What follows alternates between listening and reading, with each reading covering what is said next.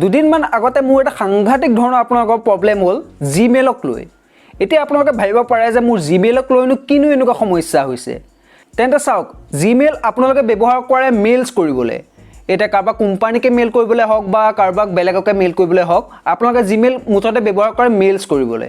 এতিয়া কথাটো হ'ল কি, যদি আপোনালোকে কিছুমান ৱেবছাইটত ভিজিট কৰে তেতিয়াহ'লে তাত আপোনালোকে সেই সুবিধাবিলাক ইউজ কৰিবলৈ তাত আপোনালোকে ছাইন আপ কৰিবলগীয়া হয়।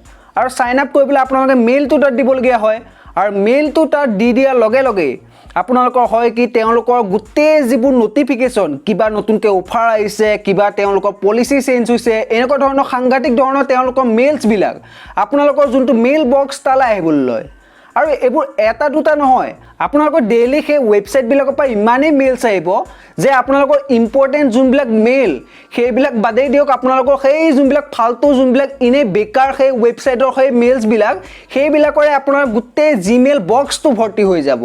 আৰু মোৰো এই একে প্ৰব্লেম হ'ল যে এনেকুৱা ধৰণৰ বহুতো ৱেবছাইটত মই এই ৰিম্পু বৰা 5 বুলি এটা মোৰ মেইল আছিলে, সেই মেইলটোকে মই ইউজ কৰি থাকোঁ। ধৰি লওক কিবা এটা বস্তু, কিবা এখন থাম্বনেইল বনাবলগীয়া হ'ল, সেই ৱেবছাইটটোত গৈ পেলাই মই এই মেইলটো দি দিলোঁ সেই সুবিধাটো ইউজ কৰিবৰ কাৰণে। আৰু তাৰপিছত তেওঁলোকৰ ফালৰ পৰা এইবিলাক মেইলছবিলাক আহিবলৈ লয়। গতিকে তেনেকৈ এটা দুটাকৈ তেনেকৈ বহুতো ৱেবছাইটৰ পৰা মোৰ মেইলছবিলাক আহিবলৈ ল'লে।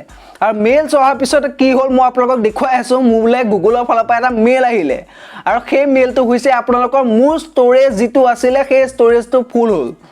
আৰু ষ্ট'ৰেজ আপোনালোকৰ 1 GB 2 GB নিদিয়ে, আপোনালোকৰ জিমেইল এটা একাউণ্টত 15 GB স্পেচ দিয়ে। সেই 15 GB স্পেচ এই অদৰকাৰী কিছুমান মেইলছে মোক ভৰ্তি কৰি পেলালে। 83% ফুল হ'ল বুলি মোৰ কালি এটা মেছেজ আহিছে যে আপোনাৰ জিমেইলৰ 83% অলৰেডি ফুল হ'ল, এতিয়া আপুনি জিমেইলটো অলপ ক্লিন কৰক। আৰু তাৰপিছত মোৰ এণ্ড্ৰইড মোবাইলটোত থকা এই জিমেইলৰ এপছটোত গৈ পেলাই মই চালোঁ তাত ডিলিট কৰিব পাৰি নে নোৱাৰি। তাত ডিলিট কৰিবলৈ চালোঁ আপোনালোকে এটাকৈ চিলেক্ট কৰিব লাগে। এতিয়া মই যি 77,000 মেইলছ এটাকৈ চিলেক্ট কৰোঁ, তেন্তে আপোনালোকে ভাবক মোক কিমান টাইম লাগিব সেই গোটেইখিনি মেইলছ ডিলিট কৰিব হ'লে। গতিকে তাৰ কাৰণে কিছুমান আপোনালোকৰ শ্বৰ্টকাট আছে। মই উপায়টো বাৰু উলিয়ালোঁ এদিন ভাবি। সেই উপায়টো মই ভাবিলোঁ আপোনালোককো কৈ দিয়া ভাল, যিহেতু আপোনালোকৰ এদিন এনেকুৱা ধৰণৰ এটা সমস্যা হ'ব পাৰে। গতিকে কেনেকৈনো আপোনালোকে এই এটাকৈ চিলেক্ট নকৰি একেবাৰতে গোটেইখিনি মেইলছ ডিলিট কৰিব পাৰিব, সেইটো জানিবলৈ এই ভিডিঅ'টো একেবাৰে শেষলৈকে চাই থাকিব। মোৰ নাম ঋতুৰাজ বৰা আৰু আপোনালোকে চাই আছে এই ঋতুৰাজ বৰা নামৰ ইউটিউব চেনেলটি, য'ত মই আপোনালোকৰ লগত ডেইলি কিছুমান টেকনিকেল কথা আলোচনা কৰোঁ। তেন্তে আহক আজি কিবা এটা নতুনকৈ শিকোঁ। এতিয়া আপোনালোকে এটা ক্লিকত মেইলছবিলাক ডিলিট কৰিবলৈ পোনপ্ৰথমতে আপুনি গুগল ক্ৰ'ম ব্ৰাউজাৰত যাব লাগিব। আপোনাৰ যোনটো মোবাইলত থকা জিমেইল এপ্লিকেশ্যন তাত আপোনালোকে ভুলতো নোৱাৰে। গতিকে আপোনালোকে গুগল ক্ৰ'ম ব্ৰাউজাৰটো ইয়াৰ পৰা অ'পেন কৰি ল'ব। গুগল ক্ৰ'ম ব্ৰাউজাৰটো অ'পেন কৰাৰ পিছত ফাৰ্ষ্ট অফ অল আপোনালোকৰ ইয়াত নিজৰ যোনটো মেইল হয় সেই মেইলটো ইয়াত চাইন ইন হৈ থাকিব লাগিব। যদি চাইন ইন হোৱা নাই আপোনালোকে ইয়াতে গুগল বুলি মাৰিব, বা এনেই আপোনালোকে কিবা এটা লিখি দিলেও হ'ল। লিখি দিয়াৰ পিছত আপোনালোকে চাৰ্চ কৰি দিব। চাৰ্চ কৰাৰ পিছত ইয়াতে আপোনালোকে এই ওপৰৰ ফালে ৰাইট হেণ্ড ছাইডৰ এইকণতে আপোনালোকৰ লগ' এটা আহিব। এতিয়া মই লগ ইন কৰি থোৱা আছে কাৰণে মোৰ মেইলটোকে আহি আছে। যদি আপোনালোকে লগ ইন নকৰে তেতিয়াহ'লে আপোনালোকৰ ইয়াত চাইন ইন বুলি এনেকুৱা এটা অপশ্যন আহিব। তেতিয়া আপোনালোকে সেই চাইন ইনটো ক্লিক কৰিব লাগিব। আৰু এটা কথা, এইটো আপোনালোকে ডেস্কটপ মোড কৰি ল'ব। ডেস্কটপ মোড কৰিলেহে আপোনালোকে এইটো ব্যৱহাৰ কৰিব পাৰিব। গতিকে এতিয়া মই ডেস্কটপ মোড কৰি লৈছোঁ। ডেস্কটপ মোড কৰাৰ পিছত এইটো গোটেই ডেস্কটপ ভাৰ্চনত হৈ যাব। তাৰপিছত আপোনালোকে কৰিব লাগিব কি, ইয়াতে আপোনালোকৰ যোনটো ফটোখন ওলাই থাকে ৰাইট হেণ্ড ছাইডত, এই ফটোখনৰ কাষতে এনেকুৱা এটা বক্স দেখিবলৈ পাব। এই বক্সটোত আপোনালোকে ক্লিক কৰিব লাগিব। গতিকে এতিয়া আমি বক্সটোত ক্লিক কৰি দিলোঁ। বক্সটোত ক্লিক কৰাৰ পিছতে আপোনালোকৰ ইয়াত এটা জিমেইল বুলি অপশ্যন আহিব। এই জিমেইলটোত আপোনালোকে এতিয়া ক্লিক কৰি দিব লাগিব। গতিকে এতিয়া আমি জিমেইলত ক্লিক কৰি দিলোঁ। জিমেইলত ক্লিক কৰাৰ লগে লগে আমাৰ কম্পিউটাৰ ভাৰ্চনৰ যোনটো জিমেইল হয় সেইটো খোল খাব। এতিয়া চাওক, এইটো আমাৰ এতিয়া গোটেই মেইলছখিনি ওলাই আছে আমাৰ মেইল বক্সত। এতিয়া আমি মেইলছখিনি কেনেকৈ ডিলিট কৰিম চাওঁ। এতিয়া মই বিশেষকৈ আপোনালোকক প্ৰাইমেৰী যোনবিলাক মেইলছ হয় সেইবিলাক ডিলিট নকৰোঁ, কিয়নো ইয়াত মোৰ ইম্পৰ্টেঞ্চ মেইলো আছে, মই চাই পেলাই ডিলিট কৰিব লাগিব। আপোনালোকক দেখুৱাবৰ কাৰণে মোৰ যোনবিলাক ছ'চিয়েল ছাইটত অহা মেইল সেইবিলাক মই ডিলিট কৰিম। তাৰ কাৰণে আপোনালোকে যাব লাগিব এই ছ'চিয়েল বুলি এটা অপশ্যন আছে, এই ছ'চিয়েলত ক্লিক কৰি দিব। ছ'চিয়েলত ক্লিক কৰিলে আপোনালোকৰ ছ'চিয়েল ছাইটত যিমানবিলাক মেইল আছে সেইবিলাক ইয়াত আহিব। এতিয়া আপোনালোকে কৰিব লাগিব কি, এই মেইল বক্সটোতে এই ওপৰতে আপোনালোকে টিক চিন দিব পৰা এটা জেগা দেখিবলৈ পাব। এই প্ৰাইমেৰী ওপৰতে আপোনালোকে দেখিবলৈ পাব।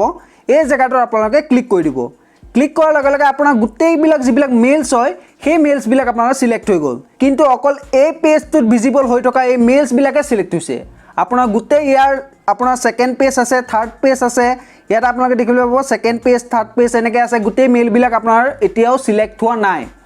এইটো সিলেক্ট কৰিবলৈ আপোনালোকে ইয়াত আছে চাওক সিলেক্ট অল 11965টা কনভাৰসেশন এইটো আপোনালোকে এটা ক্লিক কৰি দিব লাগিব গতিকে এইটো যি আমি এটা ক্লিক কৰি দিওঁ ক্লিক কৰাৰ পিছত আমাৰ গোটেইবিলাক মেইলছ আমাৰ এতিয়া সিলেক্ট হৈ গ'ল গতিকে এতিয়া যে আপোনালোকে ডিলিট কৰিব খোজে তেতিয়া হলে ইয়াৰ কাষতে আপোনালোকে ডিলিট বি এনেকুৱা এটা ডাষ্টবিনৰ নিচিনা অপচন পাব এই অপচনটো আপোনালোকে এতিয়া ক্লিক কৰি দিব গতিকে এতিয়া আমি যে এইটো ক্লিক কৰি দিওঁ ইয়াতে আহিছে চাওক confirm bulk action this action will affect all 11965টা কনভাৰসেশন গতিকে এইটো যে আপোনালোকে ডিলিট কৰিব খোজে তেতিয়া হলে এই ওকে বুলি থকা অপচনটো আপোনালোকে ক্লিক কৰি দিব এই ওকে বুলি থকা অপচনটো ক্লিক কৰি দিয়াৰ লগে লগে আপোনাৰ গোটেইখিনি মেইল ডিলিট হৈ যাব এতিয়া চাব অকমান টাইম লোডিং হ'ব কাৰণ 11000 মেছেজ ডিলিট হ'বলৈ অলপটো টাইম লাগিবই গতিকে আপোনালোকে অলপ ধৈৰ্য সহকাৰে এই গোটেইখিনি মেইল ডিলিট হ'লে আপোনালোকে অপেক্ষা কৰিব তাৰ পিছত এই গোটেইখিনি মেইল আপোনালোকৰ ডিলিট হৈ যাব এতিয়া চাওক মোৰ ম্যাক্সিমাম যোনবিলাক মেইলছ আছে সেই মেইলছ বিলাক মোৰ ডিলিট হৈ গ'ল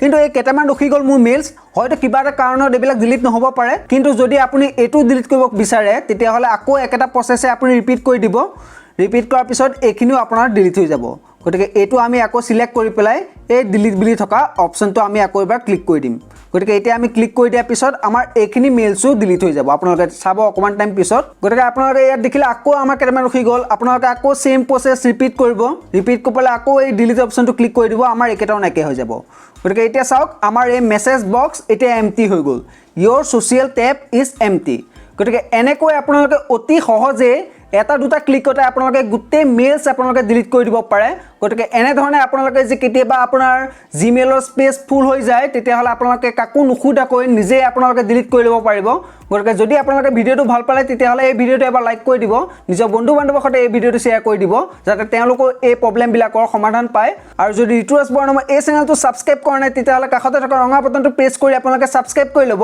তেন্তে আজি ভিডিওৰ পৰা আপোনালোকৰ পৰা বিদায় মাগিলো ধন্যবাদ